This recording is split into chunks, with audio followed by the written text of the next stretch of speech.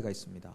어선도 있고 유람선도 있고 여객선도 있고, 선박이 어떤 선박이든 간에 목적지로 생각하는 항구가 분명히 있을 것입니다. 항구에 도착하면 기쁨이 있고 소득이 있습니다. 근데 어떤 배는 항구에 도착하지 못하고 암초에 걸려 자초되기도 하고, 또 배회하는, 길을 잃어버려서 배회하는 배들도 있습니다. 우리 인생도 마찬가지입니다.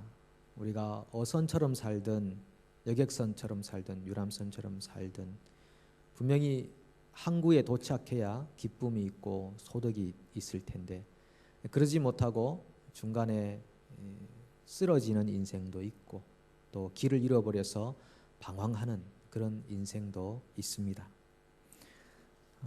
목적 없이 떠돌아다니는 배만큼 목적 없이 살아가는 인생은 참 안타깝기 그지없습니다. 곤충학자인 파브르가 곤충들을, 날벌레들을 관찰하면서 하나 깨달은 사실이 있습니다. 이 날벌레들은 무조건 날아다닌다는 것입니다. 앞에서 날고 있는 날벌레를 따라서 무작정 목적도 없이 방향도 없이 날아다닌다고 합니다. 그래서 아래에 먹을 것을 갖다 놓아도 거들떠 보지도 않고 무작정 난다는 것이죠. 그렇게 7일간 날고 나면 굶어서 죽는다고 합니다. 어떤 통계 자료에 의하면은 사람들 중에 87%의 사람들이 이 날벌레처럼 목적도 방향도 없이 무작정 산다고 합니다. 여러분은 어떻습니까? 그럼 13%의 사람들은 목적을 가지고 사는데, 또 어떤 목적을 가지느냐 하는 것도 중요할 것 같습니다. 우리 국민교육 현장, 여기 대부분의 사람들이 아실 거라 생각합니다. 우리는 민족 중흥의 역사적 사명을 띠고 이 땅에 태어났다.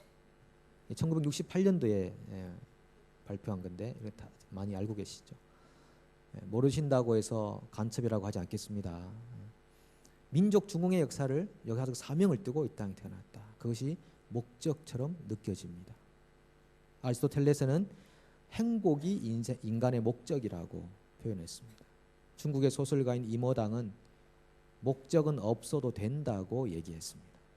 여러분은 어떻게 살아가십니까? 민족 중흥을 위해 살아가십니까? 행복을 위해 살아가십니까? 아니면 목적은 없어도 괜찮은 것입니까?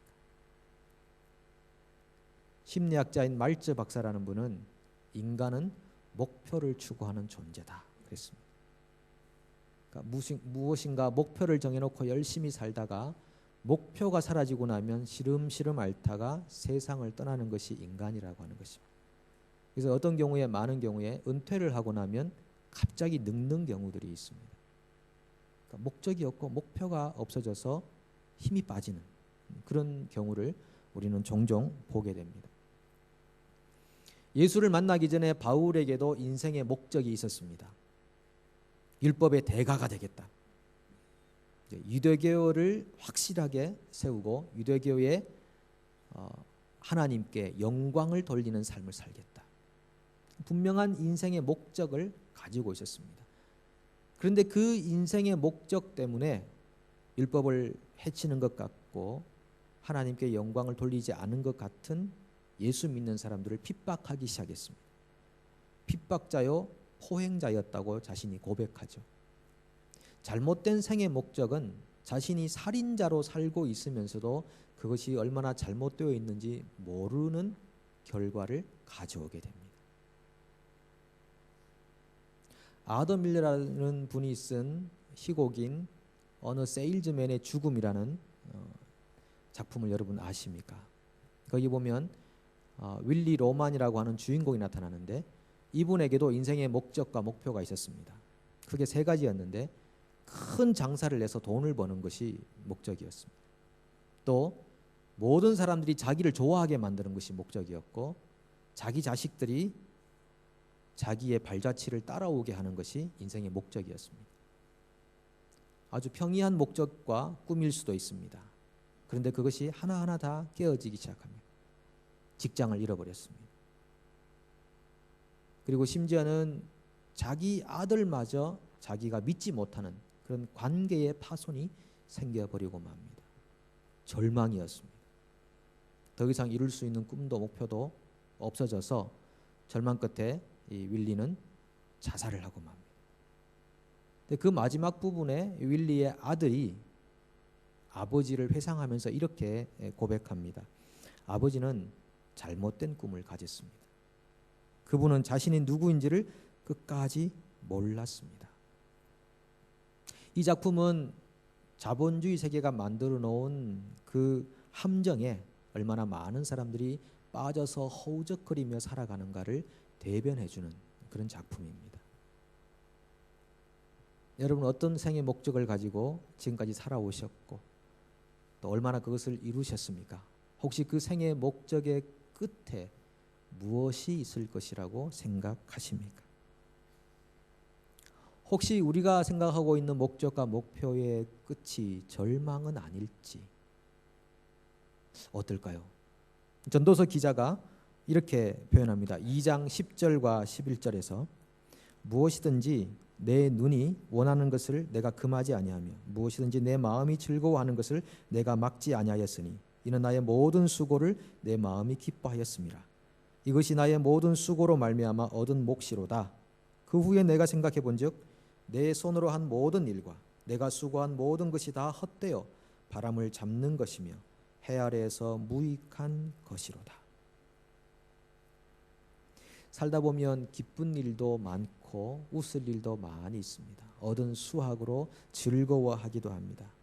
그런데 세월이 흘러서 돌아보면 다 헛된 일이었구나, 무익했구나 라고 하는 그런 자서전적인 고백이 이 전도서 기자의 고백 안에 담겨져 있습니다. 여러분 세월이 흘러서 우리 각자의 인생을 돌아볼 때 참 헛된 걸음이었다, 참 무익했구나. 혹시 그렇게 고백한다면 얼마나 절망적인 순간에 우리가 서게 되겠습니까? 사도 바울이 1차 전도 여행을 마치고 예루살렘 회의에서 아주 중요한 소득을 얻었습니다. 할례가 구원의 조건이 아니다라고 하는 소득을 얻게 되었습니다. 그 후에 이제 이방인을 전도하기 위해서 2차 전도 여행을 준비하고 있었는데 함께 1차 전도 여행 때 갔던 바나바와 심하게 다투게 되었습니다. 이 성령이 충만한 사람들도 이런 또 죄를 범하기도 합니다. 심하게 다투게 됩니다. 바나바는 자기 조카를 데리고 가자. 1차 때 돌아갔지만 중간에 돌아갔지만 그래도 데리고 가자. 바울은 안 된다. 좀 더 엄하게 자기 성격대로 그렇게 반대를 했습니다. 이견이 있어서 아주 심하게 다투어서 갈라서게 되는데 이 바나바는 자기 조카를 데리고 가고 새로운 파트너를 이제 데리고 가는 것입니다. 바울은 선지자로 불렸던 실라를 데리고 또 선교 여행을 떠나게 됩니다. 근데 이 두 분이 어디로 갔느냐 하면요, 자기 고향 땅으로 갔습니다. 바나바는 구브로라는 곳으로 가고 바울은 수리아와 길리기아의 다소라는 곳이 있잖아요. 그곳으로 먼저 갔습니다. 왜요? 고향 땅에 있는 자기 친지, 친척, 아는 사람들이 먼저 구원을 받아야 되겠다고 하는 그런 소망 때문에. 그래서 바울은 자기 친족을 돌보지 않으면 불신자보다 더 악한 자라고 말하지 않습니다. 자기 친족이 더 구원을 받아야 되겠다라고 해서 고향 땅으로 갑니다. 그래서 전도하고 선교합니다. 그리고 바울은 거기를 지나서 자기에게 돌을 던졌던 도시로 다시 갑니다. 더베라는 곳과 루스드라라는 곳으로 다시 갑니다. 갔더니만 거기에 디모데라고 하는 청년이 있었습니다. 이 디모데는 어머니가 유대인이고 아버지가 헬라인이었습니다. 그러니까 모친 혈통이기 때문에 어머니가 유대인이면 아들은 유대인이 되는 것입니다. 그래서 유대인인 디모데를 만났는데 마침 이 청년이 주변 사람들에게 아주 칭찬 듣는 그런 사람이었습니다. 그래서 바울이 볼 때는 자신의 뒤를 이어서 이 귀한 구원의 사역을 할 수 있겠다 싶어서 제자로 맞이하게 됩니다. 그리고 그를 데리고 떠날 때쯤에 한 중요한 의식을 행하는데 그것이 할례라고 하는 것이었습니다. 그런데 생각해 보십시오. 사도 바울은 예루살렘 총회의를 하면서까지 할례가 구원의 조건이 되어서는 안 된다고 강력하게 주장했던 사람입니다. 목숨까지 던질 정도로 주장했던 사람. 그런데 이 디모데에게는 할례를 행하게 됩니다. 사람들이 이상하게 생각하지 않겠습니까? 아니 그렇게 반대하던 할례를 왜 디모데에게는 행하느냐 이것입니다. 왜냐하면 디모데가 유대인이었기 때문에, 그리고 그의 아버지는 헬라인이라는 사실을 주변 사람들이 알고 있었기 때문에 만약 디모데가 할례를 받지 않으면 유대인들에게 디모데는 거부당할 것입니다. 그리고 더 나아가서 그가 전하고 있는 복음은 유대 사회에서는 거절되고 말 것입니다. 아주 큰 걸림돌이 생기고 마는 것입니다. 그래서 유대인들이 복음을 듣고 구원을 얻게 하기 위해서 이 디모데에게는 할례를 행하게 되는 것입니다. 반대적 상황이 하나 생깁니다. 디도라는 사람이 있는데, 디도라는 사람은 이방인인데, 이 이방인 디도가 사도 바울의 제자가 되었는데 주변 사람들이 이 디도에게도 할례를 행해야 된다고 하는 사람들이 있었습니다. 근데 바울은 디도에게는 절대로 할례를 행하지 않았습니다. 중심이 없는 것 같이 보입니다. 어떤 사람에게는 할례를 행하고 어떤 사람에게는 할례를 행하지 않고. 근데 만약에 이방인이었던 디도가 할례를 행했다면 앞으로 계속해서 이방인 모든 사람들이 할례를 받아야 구원이 되는 것으로 고착이 되었을 것입니다. 그래서 그것을 안 사도 바울은 디도를 절대로 할례시키지 않았다라고 하는 것입니다. 아주 이중적인 모습을 가진 것 같은 바울의 모습입니다. 왜 그랬을까요? 고린도전서 9장 19절부터 22절 말씀을 우리 천천히 같이 한번 읽어보도록 하겠습니다.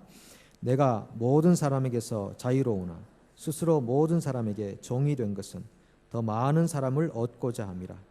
유대인들에게 내가 유대인과 같이 된 것은 유대인들을 얻고자 함이요 율법 아래에 있는 자들에게는 내가 율법 아래에 있지 아니하나 율법 아래에 있는 자같이 된 것은 율법 아래에 있는 자들을 얻고자 함이라. 율법 없는 자에게는 내가 하나님께는 율법 없는 자가 아니요 도리어 그리스도의 율법 아래에 있는 자이나 율법 없는 자와 같이 된 것은 율법 없는 자들을 얻고자 함이라. 약한 자들에게 내가 약한 자와 같이 된 것은 약한 자들을 얻고자 함이요 내가 여러 사람에게 여러 모습이 된 것은 아무쪼록 몇 사람이라도 구원하고자 함이니 내가 아무쪼록 몇 사람이라도 더 구원하고자 하기 위해서 헬라인에게는 헬라인처럼 다가가고 유대인에게는 유대인처럼 다가가고 율법이 있는 사람에게는 있는 사람처럼 다가가고 율법이 없는 사람에게는 없는 사람처럼 다가가고 약한 사람에게는 약한 사람처럼 다가가고 그런 모습 때문에 사도 바울은 많이 핍박을 받았습니다. 오해를 받았습니다. 오해와 핍박을 받더라도 사도 바울은 아무쪼록 몇 사람이라도 더 구원하기 위해서 자기 모습을 계속적으로 바꿔가는 것을 봅니다. 디모데에게는 할례를 행하게 하고 디도에게는 할례를 행하지 않게 하고. 우리 예수님도 여러 모양의 여러 사람들과 같이 하셨습니다. 부자들과도 같이 하시고 가난한 사람들과도 같이 하시고 환자들과도 같이 하시고 건강한 사람들과도 같이 하시고 어린아이들과도 같이 하시고 어른들과도 같이 하시고. 예수님께서도 이 땅에 오신 목적을 죄인을 불러 회개시키러 오셨다고 하셨기 때문에 그 어떤 사람도 거절하지 않고 같이 하셨습니다. 그런데 그것 때문에 많은 오해와 핍박을 받으셨습니다. 세리와 죄인들과 함께 계시니까 이 사람 메시아가 아니라고 사람들이 얘기했습니다. 몸 파는 여인을 용서해 주시고 세리를 제자로 불러주시고 환자들을 만지고 하니까 예수님도 죄인이라는 오해를 받게 되셨습니다. 향유를 붓는 여인을 가만히 보고 계시니까 제자마저도 예수님은 사치하는 분이라고 그렇게 오해를 했습니다. 아리마다 요셉이나 삭개오 같은 부자들과도 예수님은 함께 하셨습니다. 예수님께서 삭개오 집에 가셔서 잔치를 하실 때에 사람들은 오해했을 것입니다. 삭개오가 부자니까 삭개오에게 선교 자금을 받으러 좀 가셨나 보다. 그렇게 오해도 했을 것입니다. 예수님이 하신 말씀들은 또 많은 오해를 불러일으켰습니다. 내 살을 먹고 내 피를 마시지 아니하는 자는, 이렇게 말씀하시니까 정말 예수는 잔인한 이교도 같다, 이렇게 오해를 받으셨습니다. 말씀을 이해하지 못해서 곡해하고 얼마나 예수님을 미워하고 핍박했는지 모릅니다. 작년에 제가 어떤 목사님하고 대화를 하다가 제가 그분에게 이렇게 물어봤습니다. 그분은 오랫동안 한국에서만 목회를 하셨던 분인데 이제 뉴질랜드에 와서 목회를 한 지 얼마 안 되셨기에 제가 뉴질랜드 오셔서 목회하시니까 어떻습니까? 이렇게 물어보니까 그분이 제가 경험한, 몇 개월 만에 경험한 뉴질랜드 사회의 교인들의 두 가지 특징이 있습니다. 그러더라고요. 그게 뭡니까? 그러니까 쉽게 오해를 합니다. 두 번째는 쉽게 마음이 상합니다. 두 가지랍니다. 쉽게 오해하고 쉽게 마음이 상하고. 그 교회 교인들만이 아니겠죠. 우리 교회는 열외입니까? 저를 포함해서 제가 가끔 그런 얘기를 합니다. 참 이민 오신 분 참 독특하신 분들이 많다. 한국 사회에 참 적응하기 힘들어서 오신 분도 있을 것이다. 그렇게 하니까 제 아내가 당신도 이민자요 그러더라고요. 저는 변명을 했죠. 나는 이민하려고 온 건 아니다. 빠져나갈 구멍은 없습니다만은 이민자들의 특징이 쉽게 오해하고 쉽게 마음이 상하더라. 사도 바울도 많은 오해를 받았습니다. 고린도 후서 6장 8절에 보면은 우리는 속이는 자 같으나 참되고, 많은 사람들이 사도 바울 일행이 속인다고 생각했습니다. 거짓말한다, 속인다, 이런 오해를 얼마나 받았는지 모릅니다. 유대인처럼 하니까 이방인들이 오해하고, 이방인처럼 하니까 유대인들이 오해하고, 율법대로 하니까 율법주의자라고 오해하고, 율법 없이 하니까 무율법주의자라고 오해하고, 약한 자처럼 하니까 약해 빠졌다고 오해하고, 조금 강하게 하니까 못됐다고 오해하고. 사도 바울이 그렇게 자신의 모습을 바꿔갔던 이유는 아무쪼록 몇 사람이라도 더 구원케 하려고 자신의 모습을 바꾼 것이죠. 그런데 그것 때문에 얼마나 많은 오해를 받았습니다. 여러분, 분명한 사실은요, 영혼을 구원하는 것이 인생의 목적인 사람은 오해를 받을 수 있다는 것입니다.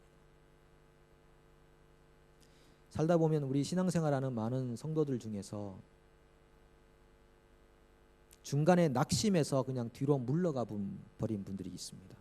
한때 뜨거웠던 신앙생활, 한때 주님을 사랑했던 그 첫사랑들을 잃어버리고 뒤로 물러가서 주저앉아 버린 분들이 계십니다. 그 왜냐하면 앞서서 일하다가 상처를 많이 입었거든요.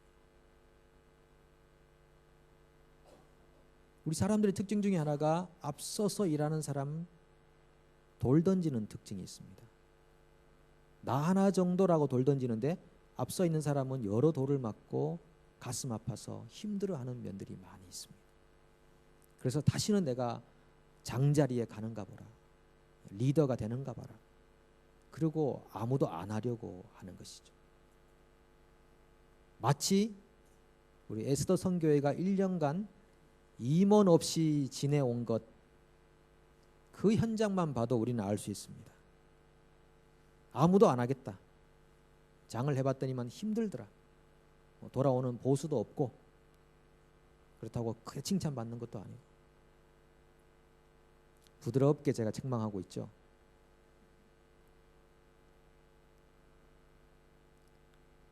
교회 생활하면서 그렇게 상처를 받고 하면 안 해버리는 것입니다.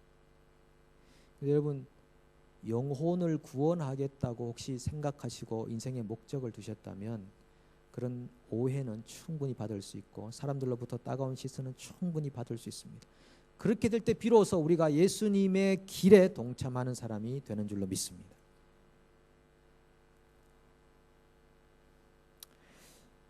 고부간에 갈등이 있는 가정이 있었습니다. 이 며느리는 신앙이 참 좋은 분이었는데 이 시어머니가 예수를 믿지 않으셔서 며느리가 시어머니를 위해서 불철주야 기도하고 정말 예수 믿도록 그렇게 간구했던 가정인데 하루는 이제 교회에서 신방대원들이 이 가정으로 신방을 왔습니다. 와서 그 시어머니를 만나서 이렇게 말씀드립니다. 아유, 이 며느리가 얼마나 시어머니를 위해서 기도하고 예수 믿게 해달라고 이렇게 간절히 원하는지 모른다고 참 좋은 며느리라고 했더니만 이 시어머니가 아유, 우리 며느리는 왕내숭이라고 밖에 가면은 시어머니 위하는 척하지만은 집에서는 얼마나 시어머니를 욕하는 그런 찬송을 부르는지 모른다고 그럽니다. 그래서 무슨 찬송을 부르는데 시어머니를 욕합니까? 그러니까 이 시어머니가 흉내를 내는 거죠. 너 시험일 당해 범죄치 말고 너 용기를 다해 늘 물리쳐라. 너 시험일 이겨 새 힘을 얻고. 시험일인데 이걸 시험일로 들어가지고 너 시험일 당해 범죄치 말고 용기를 다해 물리쳐라. 시험일 이겨서 새 힘을 얻어라. 이런 노래인 줄 알고 이 시어머니는 굉장히 오해를 했다라고 하는 것입니다. 그렇게 웃을 일은 아닙니다. 이 오해라는 것은요, 간단한 것에서 시작합니다. 나중에 돌아보면 그것이었어요? 얼마나 부끄러운 일인지 얼마나 모릅니다. 죄송하지만 저에게도 오셔서 어떤 분이 목사님 죄송합니다. 제가 오해했습니다. 이런 분이 계시더라고요. 한두 분이 아닙니다. 여러분, 건강한 교회 만들기 프로젝트를 하는데 중요한 한 가지를 그 강사가 제시했습니다. 이상한 이야기를 듣는다. 그러면 그때 반드시 그 사실을 확인하라고 하는 것입니다. 이상한 이야기를 듣고 그걸 위해 기도하고 있지만 사실은 사실이 아닌 것을 가지고 기도하고 있으면 얼마나 시간 낭비에 속하겠습니까? 건강한 교회를 만들기 위해서는 반드시 확인하라고 하는 것입니다. 사도 바울은 얼마나 오해를 받았으며 예수님은 얼마나 오해를 받으셨습니까? 여기 지금 하나님의 일을 한다고 하는 수많은 사람들이 얼마나 오해를 받고 지금 일을 하고 있습니까? 그러나 여러분, 그럼에도 불구하고 오늘 우리에게 주신 인생의 분명한 목적을 세울 필요가 있습니다. 오해를 받고 상처를 받고 아픔을 받는다 하더라도 정말 사도 바울처럼 한 영혼이라도 더 구원하기 위하여 여러분 인생을 경주하십시오. 저희 부모님 늦게 예수를 믿으셨습니다. 신앙의 뜨거운 불이 아버지에게 들어가셨습니다. 아버지가 새벽마다 가서 기도하셨습니다. 그 늦은 연세에 새벽마다 가서 기도하셨습니다. 어머니가 이렇게 말씀하셨습니다. 교회에 어떤 여자가 숨어 있길래 그렇게 새벽마다 가서 그 여자를 만나고 오느냐. 아버지는 오해받으셨지만 끝까지 돌아가실 때까지 기도의 자리에 계셨습니다. 아버지 소천 후에 그 뜨거운 신앙이 어머니에게로 전달됐습니다. 어머니는 아버지 배 이상으로 아침마다 사살 집사님 자는 분 깨워가지고 문 열어달라고 새벽마다 가셨어요. 기도의 자리에 계셨습니다. 저는 어머니의 신앙을 보고 자랐습니다. 어머니의 신앙이 또 이 막내 아들인 저를 이렇게 또 하나님의 일을 하는 사람으로 이렇게 또 세우셨습니다. 여러분, 오해받고 상처 입는 자리에 있다 할지라도 만약 우리가 진지하게 하나님 앞에 서는 하나님의 사람으로 산다면 누군가 한 영혼을 구원할 것이고 누군가 한 영혼을 변화시킬 것이고 그 일을 통해 하나님께 영광이 될 줄로 믿습니다. 이 일은 나이와 상관없습니다. 갈렙은 85세에 이 산지를 내게 주소서라고 했습니다. 분명한 인생의 목적과 방향을 설정했습니다. 내 나이 많기 때문에 라고 생각하지 마시고, 우리가 어떤 연령에 있든 간에 우리가 주님께 부름받는 그 순간까지 하나님, 내가 분명한 인생의 목적을 가지고 살게 하시고, 이 인생의 목적이 정말 한 영혼을 구원하는 일이 되게 하셔서 우리 인생의 마지막에 섰을 때 무익했다, 헛되다고 고백하지 않고 참 의미 있는 나의 인생이었다, 그렇게 고백할 수 있는 여러분과 저의 삶이 될 수 있기를 간절히 소망합니다. 기도합니다.